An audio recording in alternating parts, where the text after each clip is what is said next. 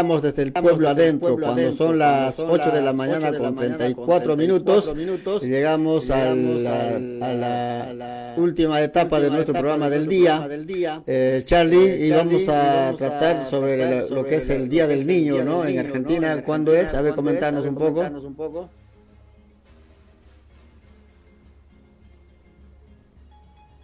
Estás muteado, Charlie.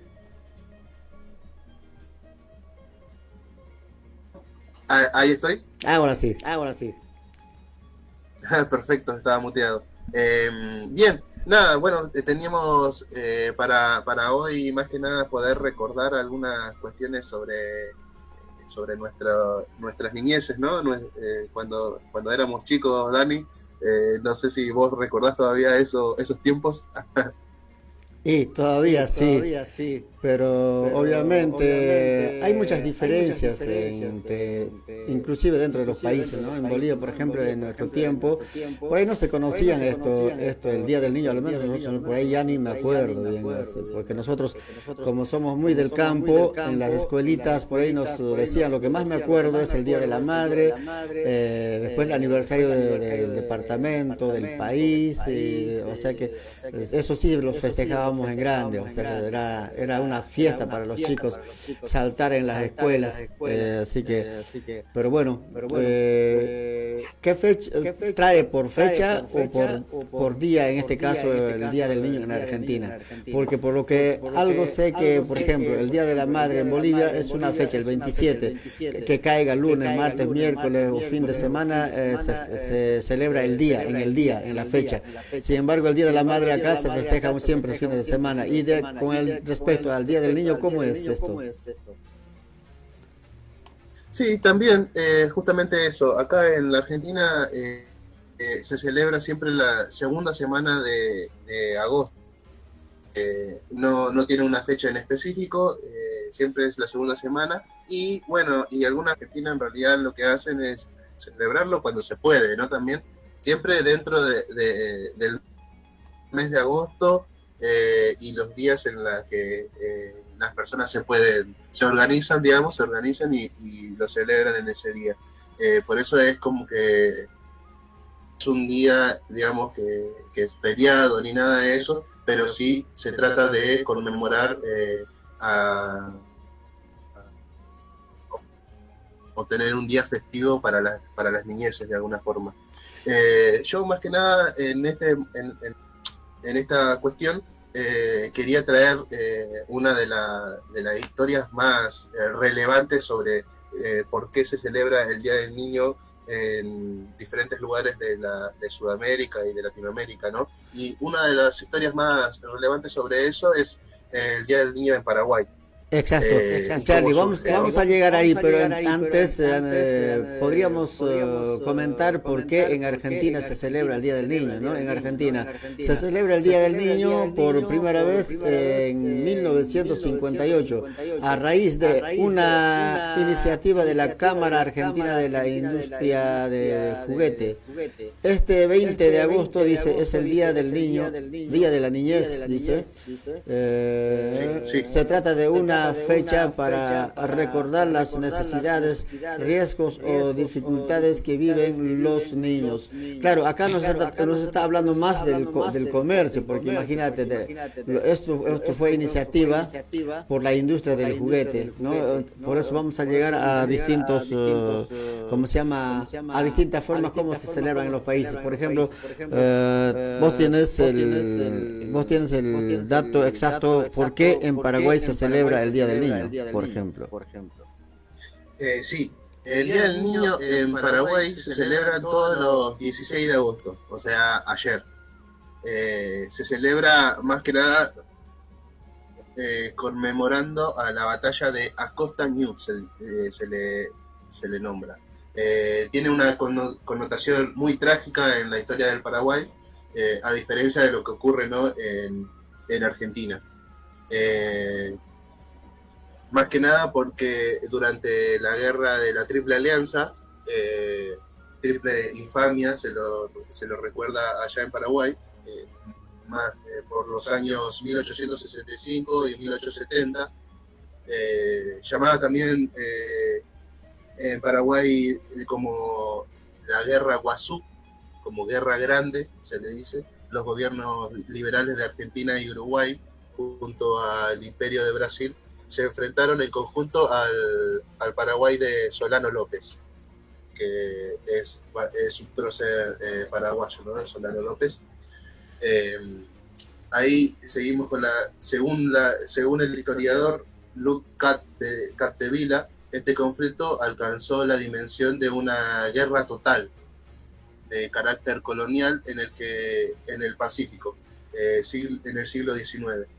Desde la perspectiva europea, Sudamérica experimentó la guerra más brutal de su historia en ese momento. Hacia el final de la guerra, sí. Sí, continúa. Bueno, hacia el final de la guerra, cuando Paraguay ya no tenía recursos humanos ni materiales para continuar, se produjo la incorporación masiva de niños soldados por parte del ejército paraguayo para compensar su falta de hombres adultos aptos para el combate, digamos. El episodio más triste de esto fue una serie de acontecimientos que fue en la batalla de Acostañú, se le dice, el 16 de agosto de 1869, ya casi terminando esa guerra, ¿no? Un ejército paraguayo de 4.000 hombres, entre comillas hombres, la mayoría niños soldados se enfrentó al ejército aliado de 20.000 soldados profesionales armados por la revolución industrial, digamos. Obviamente acá en esta publicación no profundiza, digamos, de dónde se financió esta guerra también. Y hay que aclarar, el Imperio Británico, el que más ha financiado y más ha metido cizaña dentro de la alianza entre Argentina, Uruguay y Brasil para que suceda esto, porque bueno, tenía intereses económicos contra Francia, que era el principal aliado con Paraguay en ese momento.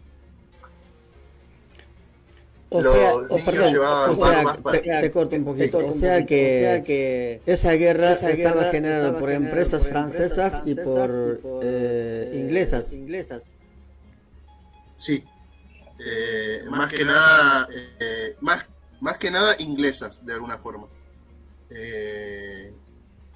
En ese momento los ingleses ya estaban teniendo conflictos ya habían perdido los territorios de Estados Unidos, y Estados Unidos se había independizado de Gran Bretaña, digamos, del imperio de Gran Bretaña, y bueno, estaban queriendo desplegar sus territorios en otras partes del mundo, ¿no? Y vieron débiles en estos sectores que recién se estaba conformando un estado-nación de alguna forma, y bueno, también sucede esta situación en Malvinas, que todavía sigue estando el Imperio Británico en territorio argentino, ¿no? Bueno, y de alguna forma lo que quería hacer es meterse con estos territorios, y para meterse en estos territorios tenía que dividir a los países y a los habitantes de estas tierras. O sea que la historia nos cuenta que generalmente las guerras que se han suscitado en nuestro continente siempre fueron por las empresas extranjeras, más que nada por las empresas inglesas o francesas o algo así, ¿no? Sí, hay que recordar, en esos tiempos Paraguay se estaba afianzando como el país más desarrollado del territorio sudamericano, y iba a ser como el país más industrializado de alguna forma. Estaban generando sus propios ferrocarriles y sus propios circuitos, digamos, de comercio que se iba a desplegar para todo el territorio sudamericano. Y bueno, esta guerra Guazú, como se le dice en Paraguay, guerra grande, destruyó todo ese desarrollo que estaba teniendo, y hasta ahora sigue siendo gobernado por las mafias de la derecha, digamos. Bueno, seguimos. Ahí los niños llevaban barbas para parecer más grandes. No tenían armas de fuego para todos y muchos pelearon con lanzas. En el terrible combate, miles de niños fueron asesinados y sus pequeños cuerpos mutilados y destrozados por las modernas armas de fuego de los países civilizados, entre comillas. Sí, muy interesante eso, entre comillas, porque imagínate, venían con armamentos en sus tiempos se diría modernos, ¿no? Y acá todavía estaban con los palos los pobres niños. En realidad en toda la comunidad, o sea, en todos los habitantes del subcontinente sudamericano no son los que inventaron la pólvora, no son los que inventaron las armas, así que imagínate con lo que venían y enfrentarse ahí, me parece, no sé si valorar la valentía de los niños o pensar más en su inocencia hacia dónde lo mandaron, pero también no quedaba otra que salga a combatir a alguien, en este caso como los niños, pero hasta tanta crueldad que tienen las multinacionales, las empresas que quieren adueñarse de los recursos naturales, o en cambio ya los tienen adueñados. Lo que pasa, después de tantos años seguimos en la lucha por nuestros recursos naturales. Todo siempre implica y nos dirige en esa dirección. Sí, justamente. Y bueno, también lo civilizado, entre comillas, tiene que ver con la cuestión moral, ¿no? Con la cuestión de valores morales. O sea, lo civilizado ahí, yo no lo veo como algo civilizado el tener que ir directamente a una guerra, incluso. Eso es salvajismo puro, digamos. Eso es corromper lo que te queda poco de humanidad, e incluso matar a niños y habitantes de una tierra, ¿no?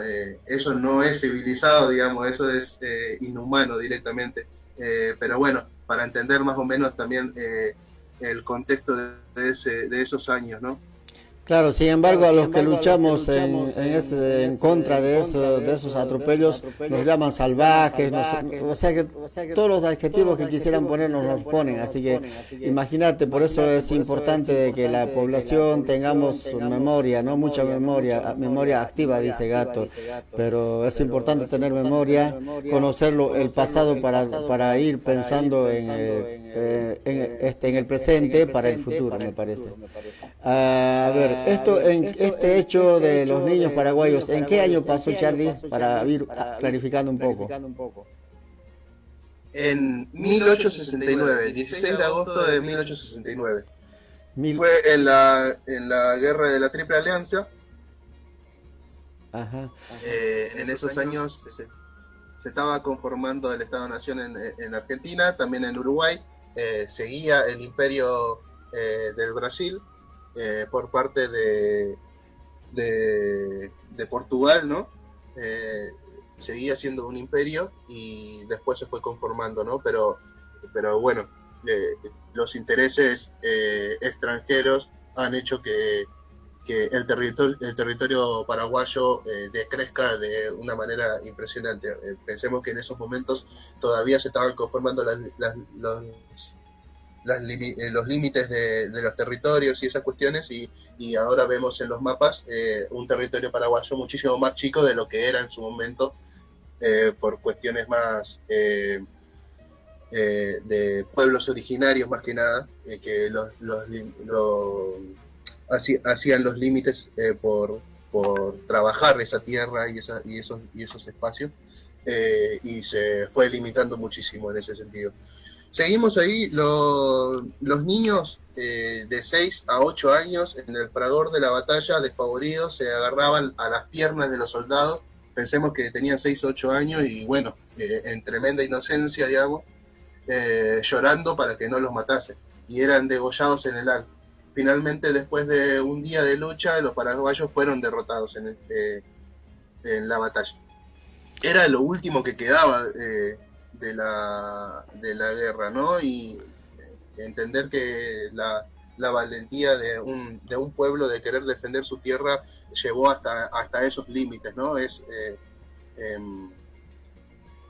por lo menos muy llamativo e interesante, ¿no? Esa gesta.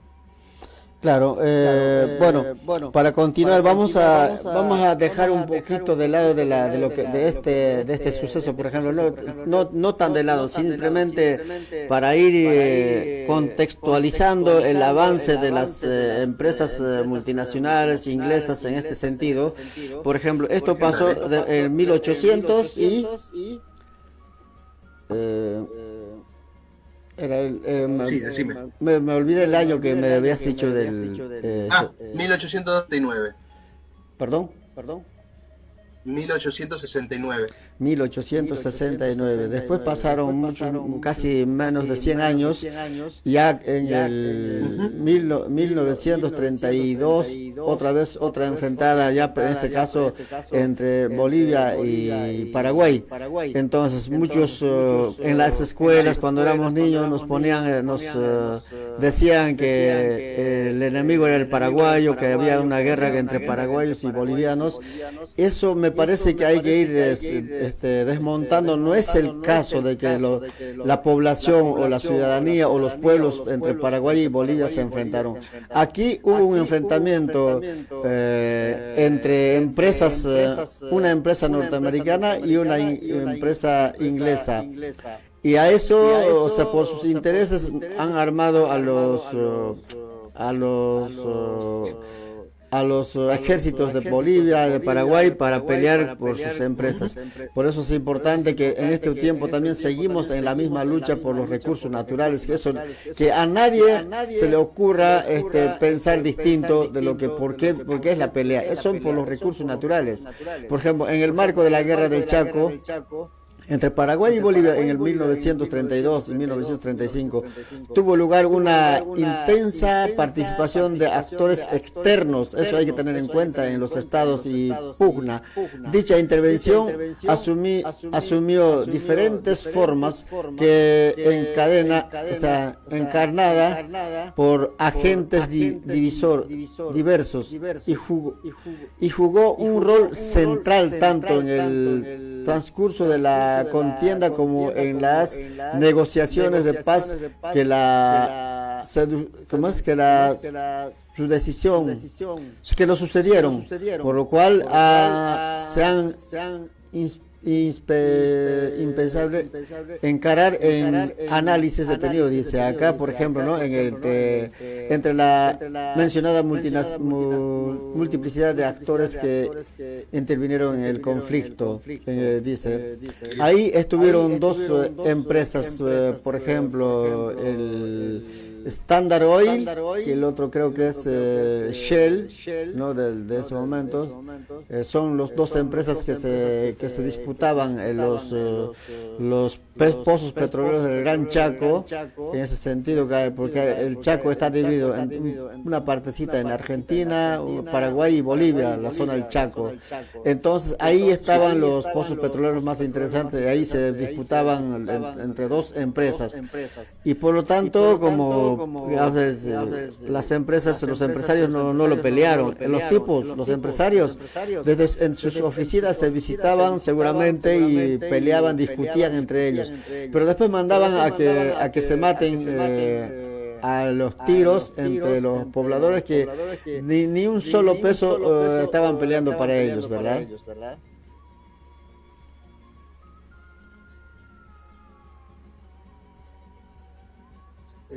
Sí, ahí te escuché entrecortado la última parte, pero sí, entiendo a lo que vas, Dani. Y recuerdo que hace un par de semanas estuvimos hablando un poquito de algunas de las declaraciones que tuvo Evo Morales, y tratando de volver a traer en discusión la doctrina Monroe, ¿no? Esa doctrina que el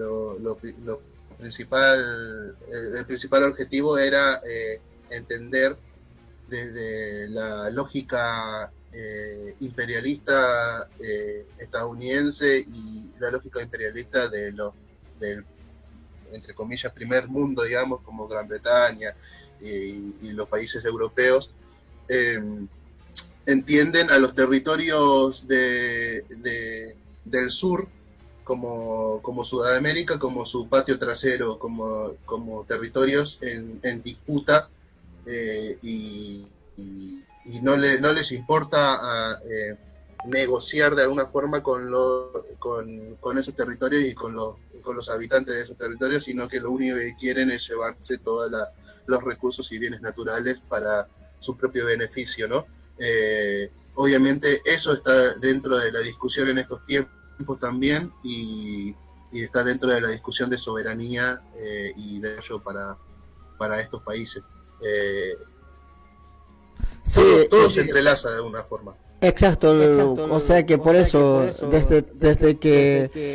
desde que lo llaman la conquista del continente, nosotros llamamos la invasión al continente, desde ese entonces siempre son las riquezas, porque apenas llegaron, el imperio, en este caso el español, desde que llegaron siempre nos saquearon los recursos naturales, empezando por el oro, todas las minerales, después vinieron por el petróleo, cuando empezó a ser fuerte, porque imagínate, en esos tiempos no existía ni autos, ni nada que consumiera petróleo, ¿no? Después de que empezaron a aparecer el consumo de petróleo, vinieron por el petróleo. Ahora siguen peleándonos, en este caso ya van por el litio del continente, en la triple, o sea, entre Chile, Argentina y Bolivia está la reserva más grande de litio en el mundo. Vienen también por eso, y también vienen por el agua. Entonces por eso es importante, siempre todo tiene que relacionarse con todo, porque desde tiempos memoriales vienen saqueando nuestros recursos naturales, hay que repetirlos constantemente. Y esto de que de la derecha, de la izquierda y por ahí ya no pasa por ahí a la pelea pasa porque cómo vamos a explotar nuestros recursos naturales para nuestros pueblos de alguna manera, porque quieramos o no, por más que explotemos nosotros o lo exploten